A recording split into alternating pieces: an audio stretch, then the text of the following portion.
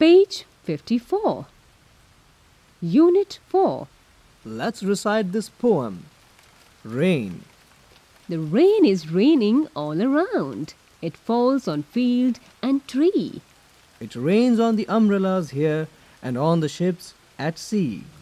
By Robert Louis Stevenson. Let's move on to the explanation of the poem Rain. The rain is raining all around. It falls on field and tree. ಮಳೆ ಅನ್ನೋದು ನಮ್ಮ ಸುತ್ತಮುತ್ತ ಎಲ್ಲ ಕಡೆ ಬೀಳ್ತಾ ಇದೆ. ಕೇವಲ ಮಳೆ ಭೂಮಿಯ ಮೇಲಲ್ಲದೇನೆ ಮರದ ಮೇಲೂ ಕೂಡ ಮಳೆ ಬರ್ತಿದೆ ಅಂತ ಹೇಳಿ ಪೋಯೆಟ್ ಹೇಳ್ತಿದ್ದಾರೆ. It rains on the umbrellas here and on the ships at sea.